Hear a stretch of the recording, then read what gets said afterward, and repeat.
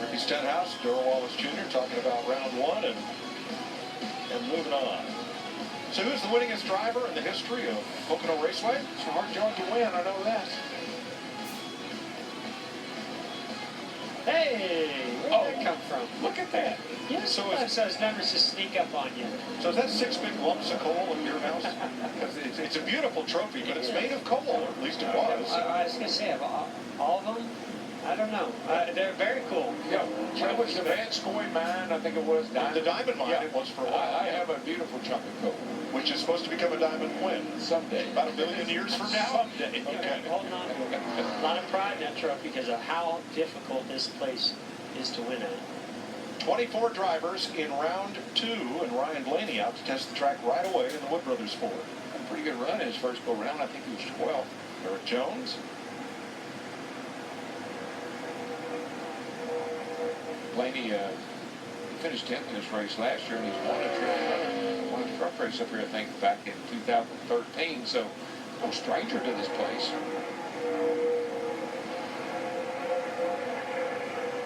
In fact, all the major, we'll call them factory-backed Fords, made it into the second round.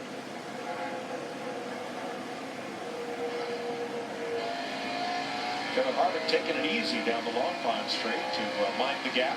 Yes. Well, and mind the tires. You know, there's no real reason. These tires already have a little heat in them from round 1. So you really want to manage those tires and get up to speed off of turn 4 the best you can, and also build that gap aerodynamically to get away from any other cars. And look at that. 209 right there.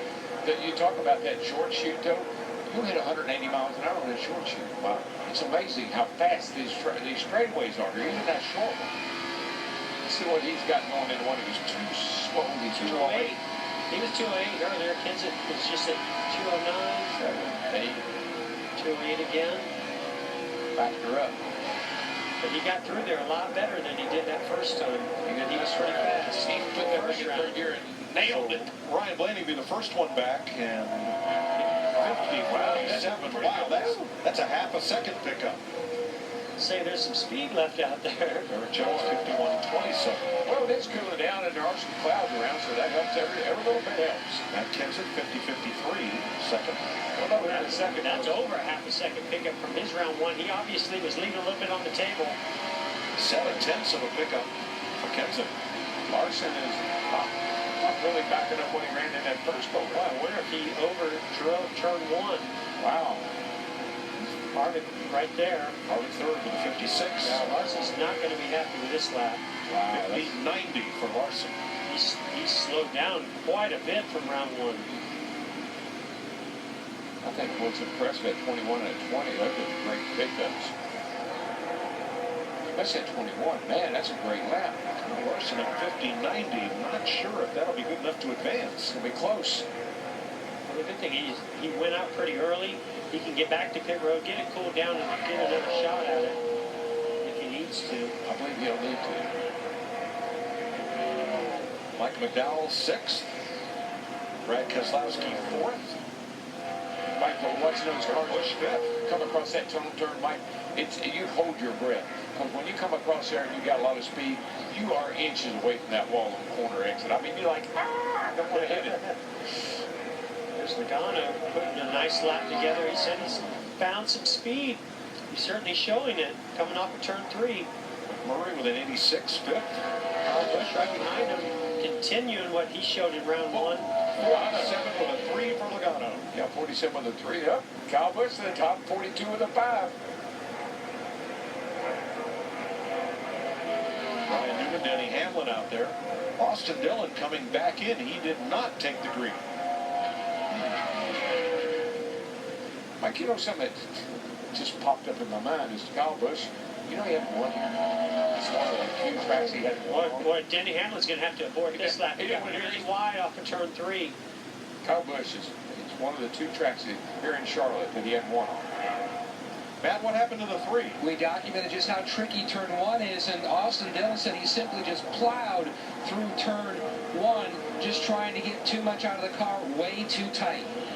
All right, so apparently he did take the green and then aborted that lap. Well, and again, we keep talking about the wind and the directions blowing at their tail straight down this front straightaway, and that can cause you to carry far too much speed into turn one. So, Larry, what were they trying to do to the 3 on pit road there? Well, what they're doing, they're hooking the coolant lines to it now to cool the water back down. They'll make the adjustments. But remember, we're at 5 minutes to go. You need to be leaving pit road somewhere around that minute mark. Mark Truex 6th, 50-57. Yeah, Mike, you see the cowl flaps open there. That's where those radiator coolant lines And are. if they didn't have those cool down units, there's no way they could make multiple laps and runs in these rounds. So it's essential to get plugged up as fast as you can to start cooling all those coolants down. Jamie Kyle Larson has dropped to 10th on the board. And he told his team he got really loose off of one. He couldn't get to the bottom because the rear end just got out from underneath him. Every time he tried to turn the wheel, he apologized. They got him in here, pulling him off. He will go again. Okay, Paul Menard 13th, 1 spot away. Matt. Mike, throw the 11 at Denny Hamlin in that category as well. He aborted his run. The car way too free, brought it back, made some adjustments. Already hooked the cool-down unit to it. He's getting ready to go back out. All right, time to beat Michael McDowell, 50-97. Clint Boyer. That's Bubba Wallace here. He's finding some speed off the corner, gaining on it. I don't know if it's going to be enough. Almost 14th for Wallace. I don't care. That's still pretty darn good. You know what impressed me, DW, is watching him enter the corner, enter nice wide arc, but he gained off the corners. What do we talk about? Heroes drive in the corner, legends drive off the corner. At least that's what Chase Elliott told Jamie last week. And that's what you told Chase Elliott. So where we go? I do like that statement. I'm going to use it a lot. All right, 16 of 24 drivers have taken time.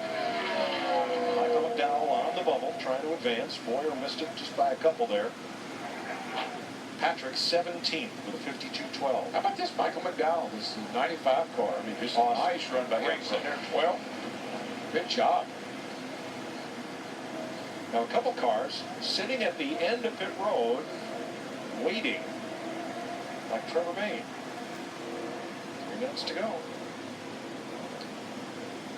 And still 7 cars have not run, Larry. Yeah, the downside of waiting late in this round, that gives you a lot less time if you do advance to round 3 to get the water and everything else cool back down, get some heat out of the tire. Well, and remember, they went out late in round 1. So by going out late in round 1, that takes more time to cool everything down, which forces them to go later now in round 2. I think they'd just be happy if they could advance. I think that's what this is all about. Now, of the 6 drivers that made multiple rounds in round 1 and advanced, only 2 of them have been on track so far in round 2. Menard and Patrick, to your point, taking maximum cool down time before they make that one and only run in round 2. And everything works in your favor. You got to get the car cooled down, obviously, but the temps are going down. I mean, it's getting later in the day. The temps are going down. The track cools down. Only equates to a faster speed. And to that point, the wind every once in a while is dying down a little bit more, so you might not have to deal. You want that tailwind to take you down the straightaway and then stop right as it's time to go into the brakes. Right. Yeah, that may have been luck with that. That may have been Casey Kane's probably. Maybe he was getting down there a lot faster than he thought he was. You saw Austin Dillon come flying down pit road and went past the cars that were stopped there at the end. Everybody needs to be rolling here within about the next 20 to 30 seconds. Get down to go time. But remember, that's rolling off, carrying a lot of speed, going up through the gears and at maximum speed, not just rolling like we see Denny Hamlin just cruising around turn 1. Yeah, hardly ever, even on one lap qualifying, we never left pit road like on a tear. You'd wait to get over on the back straightaway to pick up speed. But you got plenty of time to get the car to the speed. So save your tires through turn 20. Save everything you could to come to the green. I sort of like to feel mine out through the tunnel turn as I was coming to take the green, so I knew what I was going to be dealing with the next time I came through there. And Kyle Larson's headed out. You better, I don't know if he can make it around or not. There's no way he can make it, not at 45 seconds. He is still 10th. Yeah, I think you're probably going to see him just roll around, Larry. I think he knows at this point. I don't know. He's getting up to speed. He's 10th with 7 cars to go. I just think he's going to put another hard lap on those tires and he's not going to make it around. Trevor Bain, 51-29. They got to call that. I think got to call that to the house. Told him to back off and just bring it home. And hope he's in. Well, one thing I noticed about that 17 car, it looks like the nose up pretty high. They got the back down a lot. Back down. Good nose on this one. Everyone but the 42 will finish this run. McDowell still on the bubble. Will it hold? Johnson just 17.